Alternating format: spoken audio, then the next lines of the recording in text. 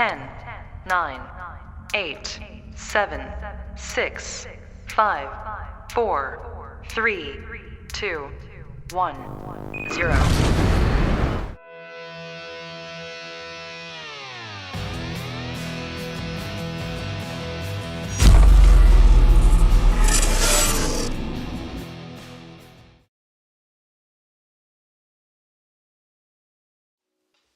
Welcome, everybody.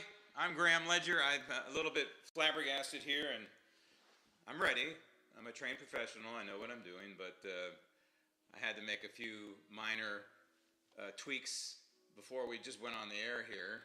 And I believe we are on the air, and we are live, and we are local. At least where I am, I'm local. And where you are, it's local. So we're live and local. And so I can say that, even though that's a hackneyed phrase from long ago when I did the news. I was just looking, and one of the reasons why I'm kind of discombobulated just here at the moment, but don't worry, I'm fine, is I've just been kind of obsessed with this plane crash in Toronto, and I posted on social media some video I found yesterday that I had not seen before for some reason, and thank God he was doing it. A gentleman who clearly works at the Toronto airport was in a vehicle along with a co-worker, and he's videotaping the plane coming in, the plane that crashed.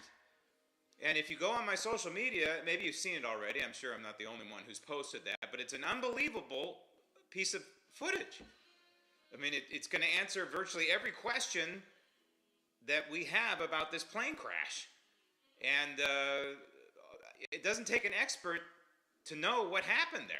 That plane came in hot, and it came in, it looks like, again, I'm not an aviation expert, and don't rake me over the coals because of this, but, I mean, you know, you pay attention. If you pay attention, like I do, I don't like to fly. So when I see something like this, I want to know what in the hell. But, I mean, it doesn't take a rocket scientist, and it doesn't take some DEI hire at the FAA to figure out that that plane came in hot, and it looks like the flaps weren't deployed. Or if they were deployed, they weren't deployed enough. When a plane lands, it kind of hovers a little bit. What do they call that? I know you aviation people are going to kill me for it, but it kind of it feathers. So the pilot, generally speaking, except here in Toronto, comes down and then kind of hovers. It feathers. That's not the term. I know there's another term for it. So just don't shoot me for it. I was just researching that, as a matter of fact, and so flare. Sorry. Okay, so it's flare. The pilot will flare. They call it flaring, which is hovering to a lay person. So it's a nice, easy touchdown, and the wheels, the tires don't explode, and it's not a hard landing or a crash landing like here. Clearly, this pilot. Now, you know, there may be weather explanations. You tell me. I don't know. Wind shear? Is wind shear at ground level? Or that close to the ground? Crosswinds? Certainly there's crosswinds that close to the ground. But why weren't, if I'm correct, and the flaps weren't deployed, and they're supposed to be at this angle, more or less, so you have the wing, and when they're landing, the flaps are like effectively like this. This is the tail of the plane. This is the nose. So they're like this, and then they feather. The nose goes up, and it almost like hovers a little bit, and then there's a soft landing. Well, clearly none of that happened in this video, and thank God for this employee. And it's a fascinating piece of video because he's swearing. You know, he swore only once, used a bad word because he couldn't believe what he was seeing. And he's saying, no, no, no, no, no. I mean, it was almost reminiscent. I get spine-tingling chills out of this. It was reminiscent of the Hindenburg. I mean, I can't imagine witnessing something like that. I don't know if I'd ever be able to sleep again.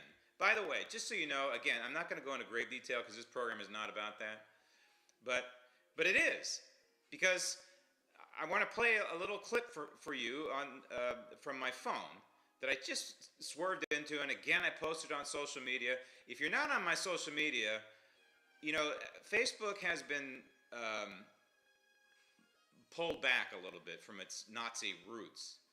And so I would recommend going on my social media on Facebook, if not for anything else, just to see what I post, because I post things you're not going to see in the mainstream media, like this piece of video, and like this piece of video I'm going to play for you. But if this is the result of a DEI hire, which we're never going to find out, I mean, let's face it, how can you ever prove a DEI hire unless there's some sort of smoking gun that says on a resume in somebody's handwriting, hire this person because she's a female, hire this person because they're black, hire this person because they're Asian, hire this person because they're not mentally adequate, hire this person in front of the white guy. And we know it happens. I've been dealing with it my entire career. Even back in the 80s, when I would read a want ad when I was trying to get out of my little market I was in for a news anchor, at the bottom of it, it would often say, women and minorities encouraged to apply. You know what that told Grammy? Hi, by the way, if you're on, if you're watching on live on YouTube, send me a note, would you please, on the chat column? I'll get to that in just a minute. You can also send me an email at grahamledger411@gmail. grahamledger411@gmail.com. Where's my Gmail up here? Oh, there, it's right in front of me. Okay, so the point is that if this is the result of a DEI hire, which we'll never be able to prove, so be it. But I mean, we know our country's been riddled with this cancer. Remember, DEI is nothing more than affirmative action, okay? It's just a new name for affirmative action. And the reason why they've come up with this new DEI kind of stuff is because the Supreme Court effectively killed affirmative action. But you know, communists and Marxists, they don't go away. They just reinvent themselves. I was trying to explain the other day how communism is now basically climate change. And climate change is aimed at a couple things. One, redistribution of wealth, and two, destroying the United States. That's a communist. Pretty much by definition. What did the old Soviet Union want to do under the various leaders, Khrushchev and company? They wanted to basically destroy the United States. They wanted to redistribute wealth. Of course, you know, the oligarchs in charge of any Marxist organization are the ones that get rich. Look at Castro, right? Look at little Kim Jong-un. They're the wealthy ones and everybody else is peasants, but they're working on behalf of the people. And it's the same thing with the Green New Deal, or whatever you want to call it, climate change. It's communism. It is, just remember this term, the watermelon. Green on the outside, red on the inside. That is climate change. So I ran across this video, and this is, you know, somebody didn't just make this and stick it on social media. This is a video that obviously is produced by the airline called Endeavor, which is a subsidiary of Delta Airlines, the airline that crashed in Toronto. And what they do is they pride themselves as a company of their DEI policies of promoting women. They don't finish the sentence of women over men, because that's, of course, effectively what it is, but they want to have an all-female crew on the airlines. Now, I know plenty of women out there, and I know that you are probably watching right now, who will tell me, publicly and privately, that you never want to have a female president. Now, I hear various reasons as to why. This is a female talking, and I'm not just one. You never want to see a female president.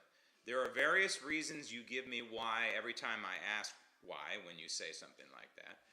And I would imagine these are maybe the same women might say they don't want to have an all-female crew in the cockpit. Frankly, I've seen the way you females parallel park, and it scares the out of me. Now, you can call me sexist if you want. But I also know what happened about a plane crash in Colorado about 25 years ago. Look it up. I think it was Colorado Springs. Look it up. If you don't believe me, and it involved a man and a woman in the cockpit. And I'm not saying it was the woman's fault, Jezebel, but I'm just saying that it changes the dynamic. Women react differently to situations than men do. It's a fact. You ever been to a four-way stop with women all as drivers at each of the different stops? As a male, it's it's different, okay? And I'm not trying to make light of this crash. It's terrible. It's a testament to the way they build airplanes. Those airplanes, by the way, in the video, when you see the fireball, those are the wings breaking off.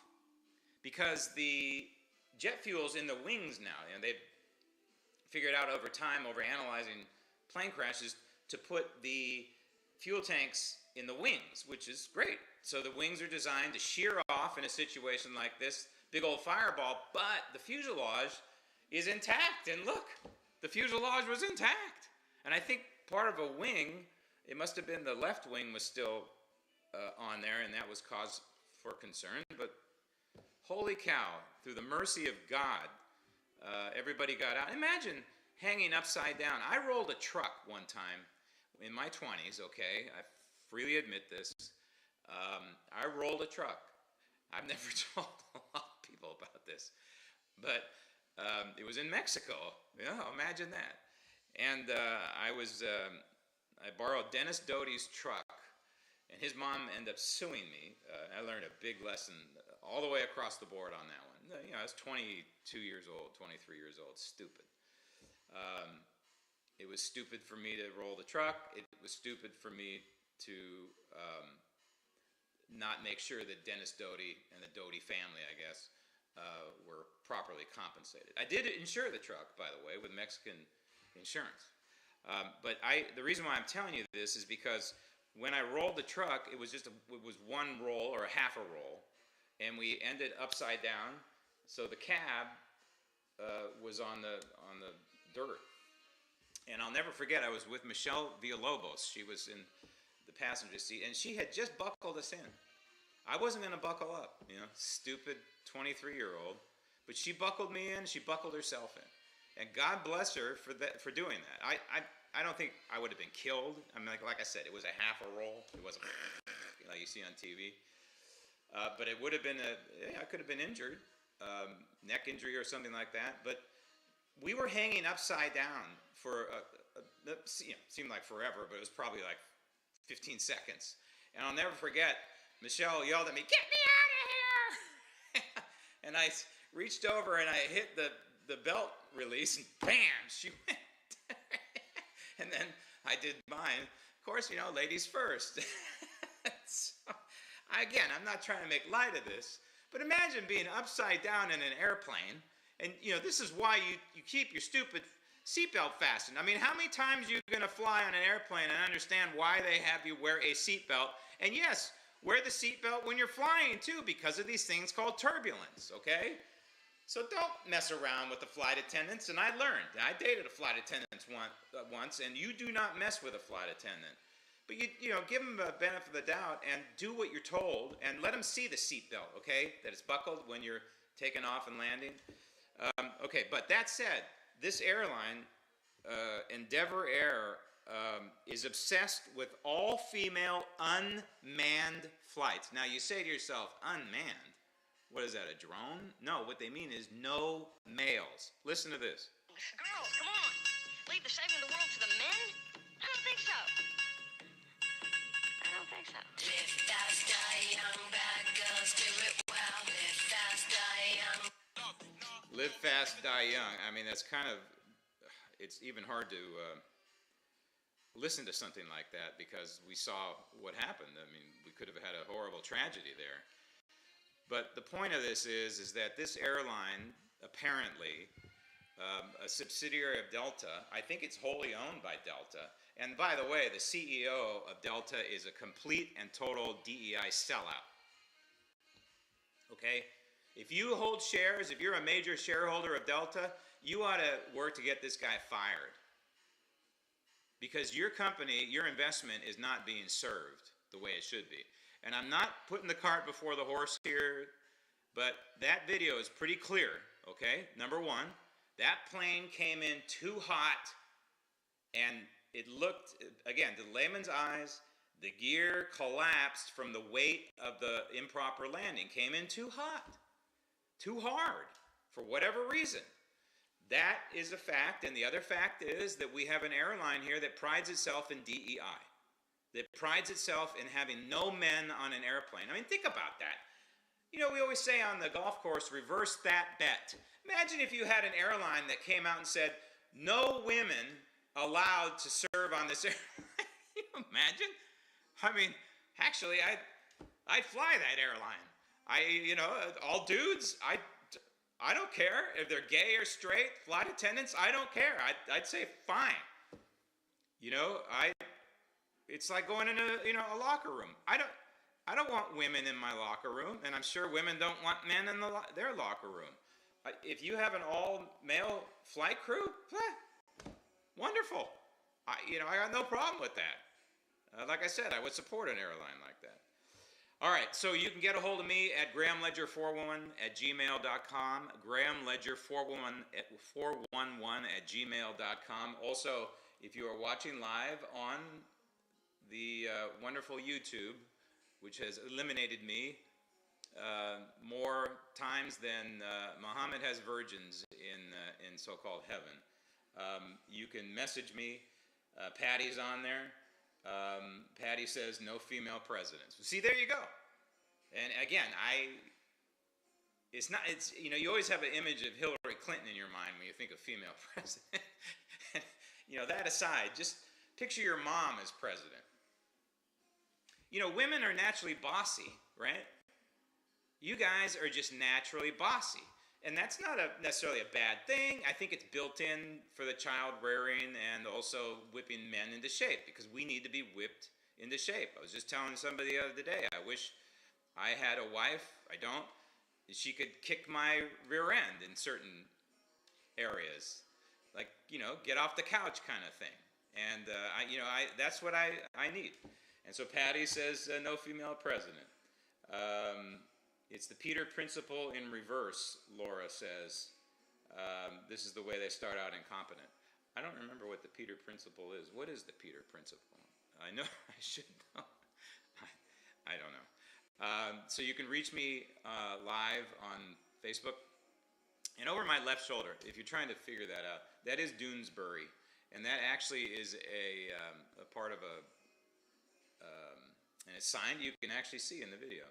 It's $3.95 out of 1,000 signed by Doonesbury.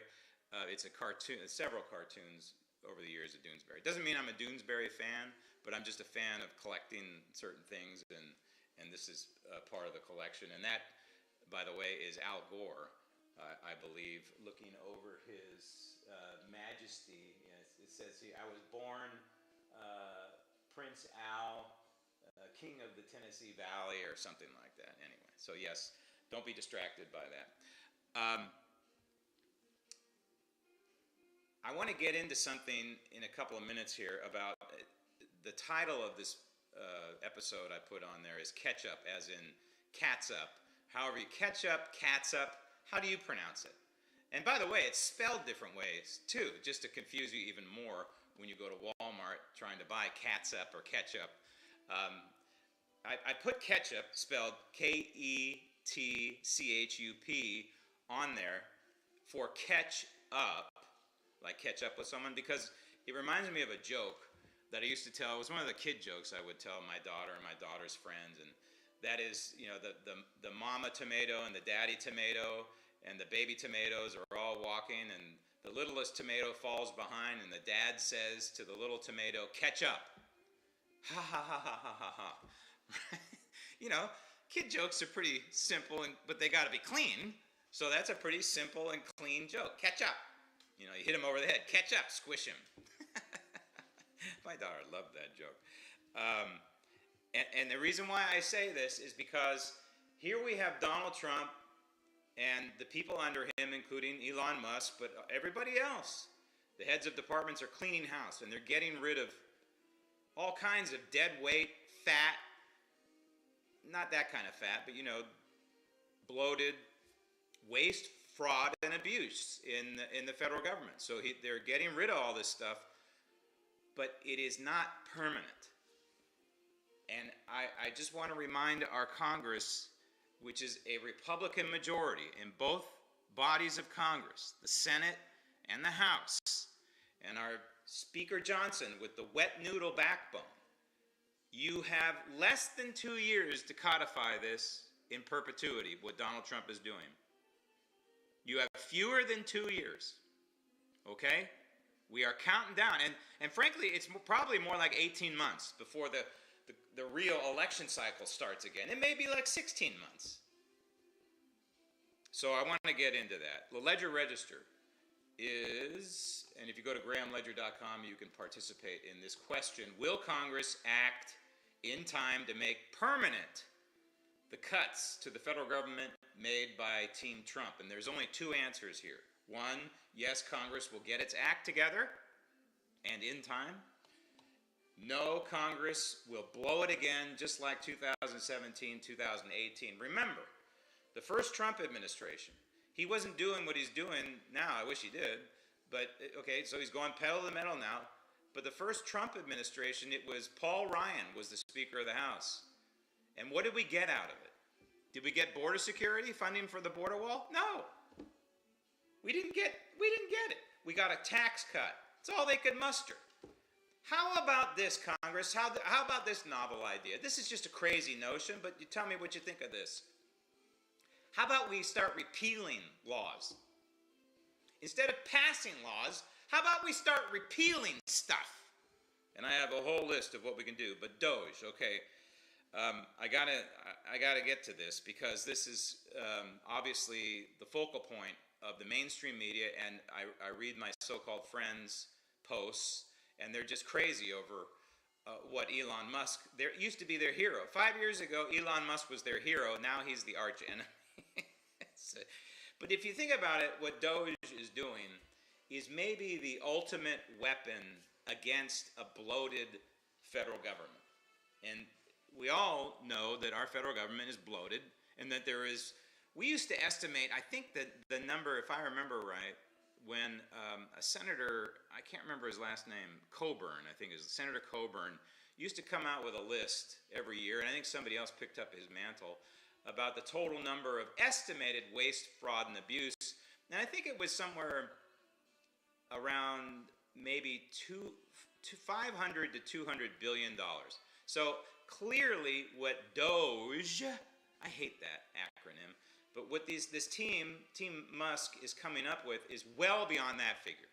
In fact, I just read something right now that at this point, even if they stopped right now, that Elon Musk said they have apparently found enough waste, fraud, and abuse that we could write every American a $5,000 check. I mean, think about that. Now, I went to a state university, so I'm not even going to try and do the math on that. What is the total number? 300 million legal Americans, maybe 320 legal Americans, times 5,000? I don't know if he's talking about adults or all people or whatever. But that's a lot of dinero, okay? That's a lot of money. Doge is really a manifestation of what the framers of the Constitution would have wanted at this moment in time, where the federal government has grown out of control, that federalism has been lost somewhere. Federalism, that is, states have the power, and the federal government has limited authority. And basically, remember what the framers gave the federal government. It gave it its authority to oversee elections, print money, run the post office, and what's the other thing? Something really odd. Oh, defense. All right, so basically four basic mandates. Defense of the United States, defense of the country, national defense. How are we doing with the post office? This headline, U.S. Postal Service head DeJoy to step down, DeJoy, oh joy, to step down after 5 years marked by whatever. Okay, so it's AP. AP not allowed inside the White House. Yet still reporting about White House events. It's hilarious. In fact, President Trump was asked about it yesterday at a news conference. What would it take for the Associated Press to get back in the White House, to be allowed back in the White House cesspool, press pool? And the answer he gave, he had a roundabout, President Trump had a roundabout answer, as he usually does, but the nucleus of it was all they have to do is start reporting the Gulf of America. Hey, I live right off the Gulf of America. You know, locals, we just call it the Gulf. It's the Gulf. But to be formal, yes, now, of course, I refer to it as the Gulf of America. So, Associated Press, what is your problem? Do you call Mount McKinley Denali, or do you call it Mount McKinley? What's your stance on that? I mean, really, how stupid can you be? What the AP and the reporter in their question, or no, maybe it was Trump in his answer, brought up the fact of the AP style book. Now, most of you don't know what the AP style book is. When you're a budding journalist, you are given a copy of the AP style book, and this is your Bible. And this tells you how to certain words to use and certain words not to use. And back when in the Stone Age, when I got my AP style manual, it was more about structure. For example, people don't think about this, but when we report somebody in court found not guilty, that's how we report it in the mainstream. That's how we're supposed to report in the mainstream media in the AP style book. Even though the jury or the judge renders a verdict of innocent. And the reason we do that is because we don't want some airheaded anchor to misread that word innocent as something like incest or something like that. So we have not guilty and guilty. In fact, you know, if you think about it, we really ought to be saying innocent instead of not guilty, because you could easily leave off the word not. And maybe I'm mixing it up. It's been a long time since I read the AP manual. But the bottom line is designed as a guide back then. Today, it's a guide to being what you might call woke, what I would call Marxist. And in that style guide, they don't allow you to use the term illegal alien or illegal immigrant, which is what they are, which is what, you know, yours truly always calls them, illegals. No, in the AP style manual, I haven't looked at it, but I think it's probably going to say undocumented migrant. And we've been down that migrant path before. They're not migrants. I just saw this as well. I'm going to get back to Doge in just a second, but this headline just caught my eye, and I just can't believe it. Speaking of the border, U.S. Conference of Catholic Bishops files lawsuit against Trump administration for suspending refugee settlement funding. Think about the gonads of the Catholic Church. This is the reason why I don't go to the Catholic Church anymore. Right here. Imagine this. They're suing you and me, because when you sue Trump, you're suing you and me. You're suing us for not funding their NGO. I mean, this is just cuckoo. This is entitlement thinking. I mean, this lawsuit shouldn't even be, the judge ought to say, are you out of your mind, Catholic Church? What are you thinking? This is the President of the United States. He has control of the purse strings once Congress gives him that authority. And he can say, yes, we're going to fund your NGO or not. And this applies to all the lawsuits out there. The federal judge, I don't know who appointed this guy, but he just temporarily blocked Trump's firing of CIA officers involved in DEI programs. Listen, if you have a CIA agent or officer who's in charge of a DEI program or part of the DEI department, what is their mindset? How are they thinking? Could I work let's put it this way, could I work in a DEI lab somewhere in the federal government or even in the private sector? No. I would vomit all day long. I'm sorry, I didn't mean to get graphic on you, but there's just no way. So these people, these federal workers' minds are corrupt. They've been corrupted by whatever source. Could it be the Biden administration? Could be just what's in their DNA. And I would guarantee that every single one of these people in the DEI department of the CIA voted for Joe Biden and voted for that Jezebel. So what does the left do? And they continue to do it. They attack the source. They love doing it with Donald Trump, but Donald Trump deflects it. Elon Musk is not out there every day defending himself, although he's out there posting on X all kinds of incredible stuff. And I'm going to take a side route here. Sometimes the Republicans don't know how to do PR. Donald Trump does, but the rest doesn't. What I would do with Doge is not do this piecemeal drip, drip, drip like we're getting, because it's being largely ignored. What I would do is, agency by agency, I would announce a final product. Think back to when they did Obamacare. Did they ask your input?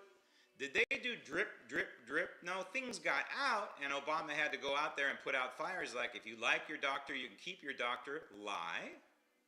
But the bottom line is, they did it behind closed doors. Dodd-Frank, closed door. All these major issues were done closed door, and this is how they should be doing it. And I know we want transparency, and I'm all for transparency, but this is like making sausage, and it's ugly. And let them scream and kick and scream and say, we need to know what's going on. You will. You will. And so for each department, you know, Doge is all over the IRS right now, right? Let them do their thing and let them come up with their conclusions and then make the announcement. Move on to the next department. Department of Defense. Move on to the next department.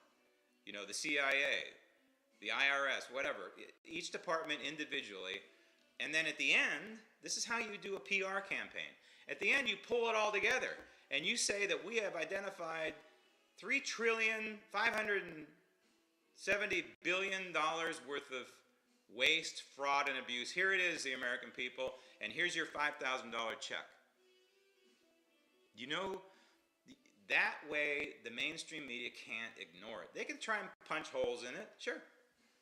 But when you amalgamate it and you do it in a concerted way like this, it is way more effective. But Republicans just sometimes don't know how to run a PR campaign. So, of course, they attack the source. And the source is Elon Musk. Again, used to be their hero 5 years ago. Now he's their enemy number one. I think he's enemy number one, and Donald Trump's enemy number two now.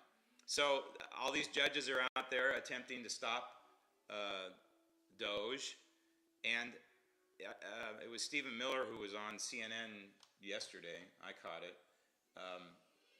Where the anchor was asking about how, you know, where is Elon Musk's authority? Well, he very calmly said, the President of the United States is elected, and once he's elected, he appoints certain people for certain positions. Some need confirmation from the Senate, and most do not.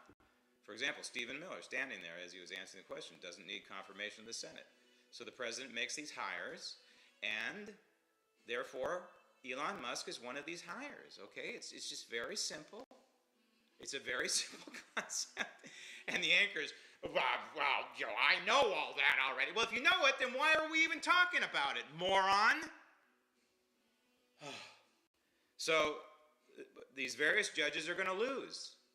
And hopefully the Supreme Court has got one. I think it's got one of these cases. It's the one where the president terminated the head of the special counsel. The judge, it went to the Supreme Court, and Chief Justice Roberts said, hey, dude, you have 48 hours to give me your briefs on this. Imagine that. The Chief Justice of the United States Supreme Court says, hey, make your best shot right here. Good luck on that one. The discovery by Doge of $4.7 trillion in untraceable treasury payments, this is unbelievable. It doesn't mean necessarily that $4.7 trillion has gone to nefarious sources. That's not what Elon is saying. But what Elon is saying is that this is basic accounting. And so you, at Treasury, you make a line item entry because you've made a payment. So the line item in your spreadsheet, or whatever their antiquated stone tablets they're using, you make your line item that matches the payment, whatever it is. Say you're writing Grammy a check for $5,000 because I'm just an American citizen. So you have a line item that Graham Ledger gets a check for $5,000. Well, apparently the way they've been doing this 4.7 trillion, that's with a T, at the Treasury worth of entries is it's just a $5,000 check. No notation that Graham Ledger got the check. $4.7 trillion, and for how long they've been doing that? Unbelievable. Unbelievable. I mean, even your basic check register.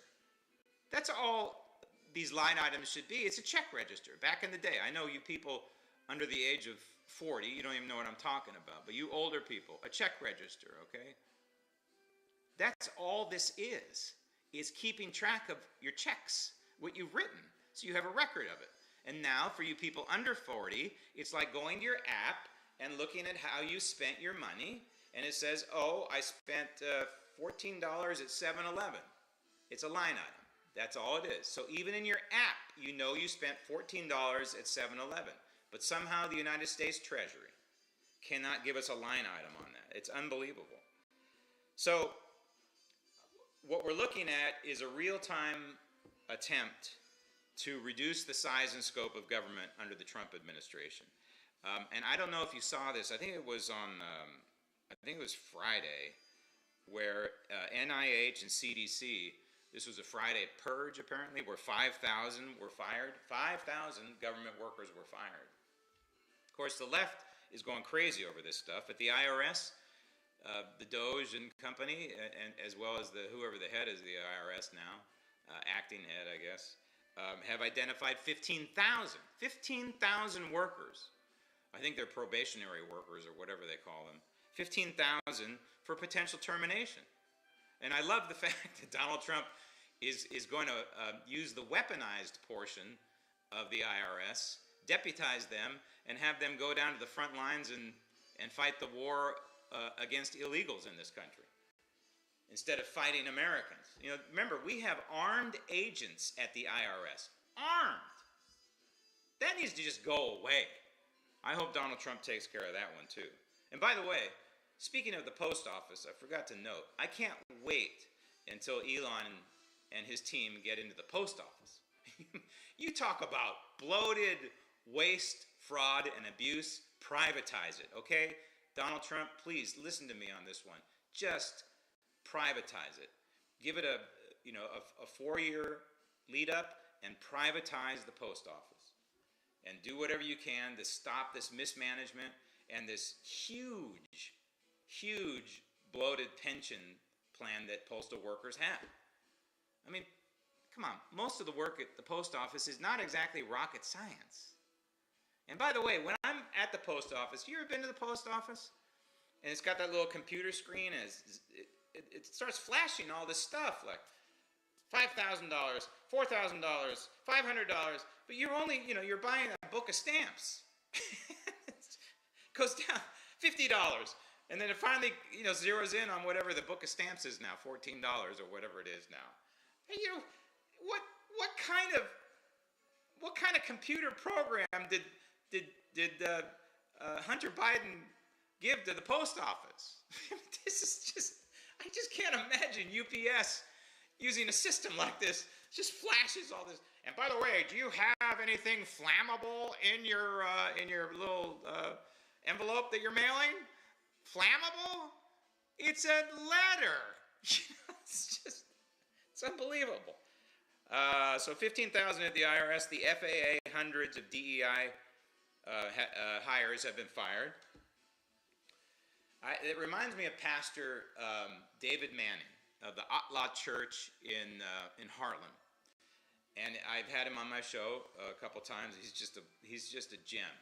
He's a natural resource because he paints it like it is. And I'll never forget how he tells this story. You can find this on YouTube. I don't know how it's still on YouTube, but it is. He tells the story of how he first heard about Barack Hussein Obama, and that's how he would say it. Barack Hussein Obama, he would call him a long-legged Mac Daddy. And that's why I put him on my show. I said, anybody in Harlem who comes out and says Barack Hussein Obama is a long-legged Mac Daddy, He said, now not gonna use the same terminology that he did because this is a family show. But he said he first learned of Barack Obama staring at a pair of 44 double D because he saw a T-shirt where obviously some woman was wearing who. So it's just, if you can pull it up, I think it's under. I think if you searched Pastor Manning, long-legged Mac Daddy, it's that video. It's just a classic of all time. But the reason why I'm bringing him up is because DEI is just, and he talks about this all the time, how black people should reject any kind of DEI, aka affirmative action, because he says, and it's true, it's a tacit admission that you're no good, that you can't measure up to the white guy, he would say. You know, and I don't like looking at people by the color of their skin, but you know, this is, I guess, where we are. So Trump fires the head of the special counsel, and the judge blocks it. Now, this is a basic tenet of our constitutional system, our representative republic, and I keep telling people who use the word democracy, we don't have a democracy, okay? We don't have one. We have a constitutional republic or a representative republic, however you wish. I need a timeout from my Costco water, sparkling water. Why do they have more green ones and more yellow ones than the pink ones? Because the green are kind of nasty. It's lime, ostensibly. I drink this because it's just water and carbonation, nothing else. But they always have more green than yellow.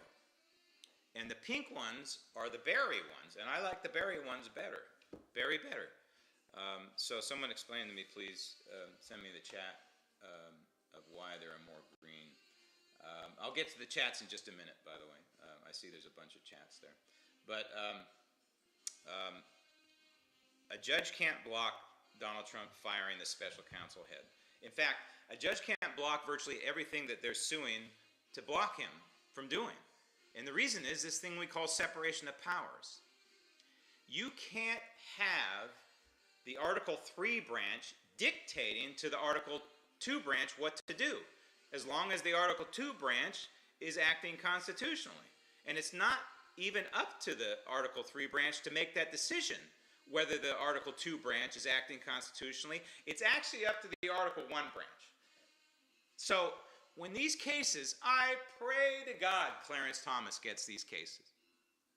And not you know who, or you know who, or you know who, or you know who. But Clarence Thomas gets these cases because it's cut and dry. This is a violation of separation of powers. And wouldn't it be nice if he said, hey, listen, all you federal judges, you cannot rule on any of these because this is not your domain. It is the domain of the Article 1 branch, Congress. If Donald Trump is doing something nefarious, is doing something he shouldn't be doing, then it's up to the Congress, not the Article 3 branch, aka the federal judges, to intercede there. That's how this should be going right now. Let me check the chat real quick. Patty retracted a message. Hey Graham, nice to see you back in the Ledger report. I appreciate that. Do you post your reports on X? I don't have that. You know, when Elon took it over, he upcharged a lot of stuff, and I just have the basic count. So no, I don't put my my posts on X, but I do put. So in fact, I don't use X all that much. For some reason. Well, I'll tell you why I don't use X. Because as much as Elon said that he would stop shadow banning, he hasn't. Okay, and Elon, if you're watching, you haven't stopped it. Because I'm still shadow banned. I have ostensibly 66,000 followers, somewhere around there. I used to have well over that, double that amount. Then they shadow banned me. And when you have 66,000 followers, you know you're going to get several, engagements on whatever you post. You're going to get maybe dozens. Just the law of statistics, right? Well, I get like 1 or 2. I'm shadow banned, so I'm still shadow banned. I'm not bitching about it. It's just why I don't go to X much anymore. Why go there? I post stuff. People don't see it. The Social Security Administration, Donald Trump was touching on this yesterday. He was going to the fact that we have people, according to the Social Security Administration, 200 years old, 219 years old, 249 years old. And if you drill down to what the Musk team has found, according to the Social Security Administration, there are between 100 and 109 years old, 4.7 million Americans. Between 110 and 119 years old, 3.6 million Americans. Between 120 and 129 years old, 3.4 million Americans. Between 130 and 139, 3.9 million. So there are more people 130 to 139 years old than there are 120 to 129 years old. That's amazing. 3.9 million for that category. If you're 140 and 149 years old, I've got a bridge for you in Brooklyn. 3.5 million of you. If you're 150 years old to 159 years old, there's 1.3 million of you. If you're 160 years old in that category, 121,000 of you. So the numbers start dropping off. If you're 170 years old to 179, 6,000 of you. So you're in an elite group. So you get the point here. But somehow, if you're 220 years old to 229 years old, there's 1,000 of you. So there are more 220-year-olds than there are 190-year-olds. Go figure. So this is ludicrous, right? All told, over the age of 100, I believe the number is 25 million Americans, according to the Social Security Administration. There are 25 million Americans over the age of 100. Now, are all of these people receiving Social Security benefits? Or are all these people behind these people receiving benefits? I don't know. But it shows the accounting is messed up at the very least. At the very most, it shows a widespread fraud going on in this country.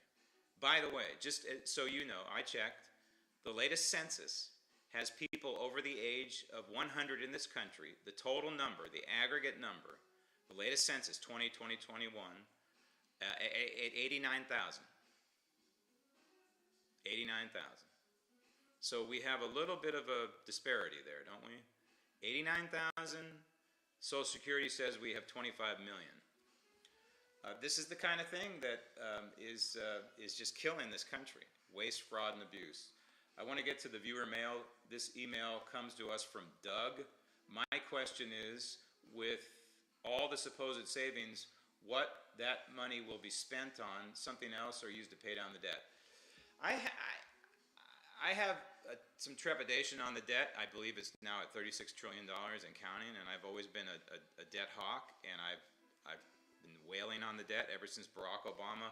I think it was back when it was around $14 trillion, and I was wailing on it back then. Now we're at 36. I have a real problem with the debt. That said, I don't know that we do anything with the money at the moment. I want to cut this government down to size. I want to see Congress do its job. And that's the whole theme of this program. Catch up, Congress. You have got to institutionalize in perpetuity these cuts being implemented by Donald Trump.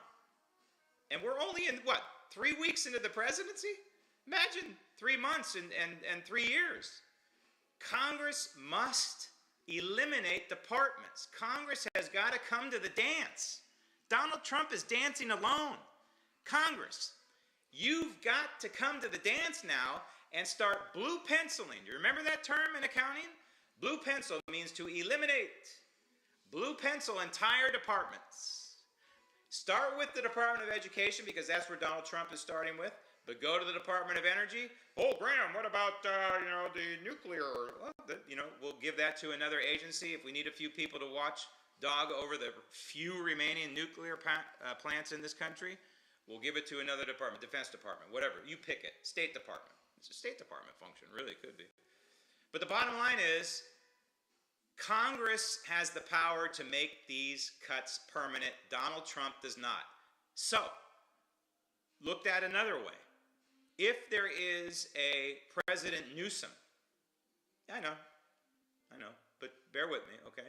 In 2028, all he has to do is take the list of changes that Donald Trump made, including all the DEI stuff, and flip a switch and reverse it, and that rubber band has gone back to its original self. Right now, Donald Trump has that rubber band stretched. Well, maybe the opposite analogy. It was the Democrats who had it stretched to the hilt, right? And continue to stretch till it breaks. It will break at some point, but we're not quite at the breaking point. We're close, $36 trillion. So that rubber band was stretched and stretched and stretched and continued to be stretched and stretched well beyond what the framers ever wanted. And Donald Trump has brought it back. Not to its exact original form, but it's getting closer. But there's only one way to make it permanent, and that's the Congress. That's why, if you would, go to grahamledger.com and answer my Ledger Register question. This email from Nancy and Bill, mostly Nancy, I think. I can read between the lines when a female writes an email versus a male. Last week you were talking about chemtrails. From what I have read through the years, I tend to believe they exist, but I would love for someone to tell me I'm wrong. You're wrong. No. Look, when you look up in the sky and you see those jet trails, that's what they are. They're contrails. It's ice crystallizing up there as a residue from jet engines, okay? It's not napalm or mRNA vaccine being rained down upon you. That said, have governments over the years experimented on human beings with that kind of aerial spraying? Yes. But when you start drilling down who would be doing these chemtrails, where are they coming from, who's in charge of them, I mean, come on. It's just a common sense thing. This is not unlike in 2022 when good people were telling me that Donald Trump was going to just walk into the White House one day and reassume office. And you heard this. And that John Kennedy Jr. was still alive, and that John Kennedy Jr. was going to be the vice president of the United States. I mean, this is just cuckoo stuff. I'm sorry, but it's cuckoo stuff. I put it in the cuckoo category. I'm not saying it didn't happen, chemtrails. But I put that in the cuckoo category, this whole notion that Donald Trump was going to reassume office because he actually signed an executive order nobody knows about, the United States military was still under his control. I mean, it was just cuckoo, cockamamie. Just waste of time stuff. These chemtrails, same thing, okay? Again, it doesn't mean it might not happen, and it doesn't mean it hasn't happened in the past. But when you look up in the sky, please, just remember those are ice crystals and not some sort of chemical raining down on you, okay? It's exhaust, basically. This email comes to us from John M. What happened at OANN that you had to leave? I watched you every effing night. God bless and thanks. Hope you're able to see your daughter enough. Affording to fly back and forth to California isn't easy, I'm sure. Yeah, well, that was the hardest decision I've ever had to make, leaving California, okay? It's just that simple. And as far as leaving One America News Network, one day maybe I'll give you some insight on that. It's deep. It's something you would never probably have ever thought was the case. But as Ronald Reagan used to say, facts are stubborn things, and the facts were it was just a situation, and it's not something I really want to talk about in detail. We had some great years at One America. I got to know this guy named Donald Trump, and he got to know me, and he used to watch me every night too, along with John M. But there's a time, to leave for everybody, and even Walter Cronkite had a time for him to say goodbye. Do I miss meeting with you every night? Yeah, I do. Of course, since I left, One America News has been decimated in terms of its carriage. I don't even know if it has on cable even 3 million households anymore. I really don't know the number. And it's not because I left, but it did happen. So, things happen, as they say. The House Oversight Committee has just discovered that 241 million of your tax dollars, 241 million spent on transgender surgeries and treatments on animals. And guess who approved of this? your buddy, Dr. Fauci, who can't be sued, at least on the federal level. They're looking at him on the state level, as they should. Just like they did with Donald Trump, right? It only makes sense. And so that's how your money's being spent. And there's, by the way, that was somehow approved by your Congress too. And so Congress has a big role in this, waste, fraud, and abuse, because these bills, like they're talking about the omnibus spending, or funding government right now, and we need to do this, and we need to put this in there. This whole mindset for Congress has to change. The mindset at the White House has changed 180, and even the 180 from the first Donald Trump term. Congress has got to catch up with what the White House is doing. Otherwise, all of this is for naught. I'm Graham Ledger. Thanks for watching. And remember, even when I'm wrong, I'm right. And evil can only prevail when good is silent.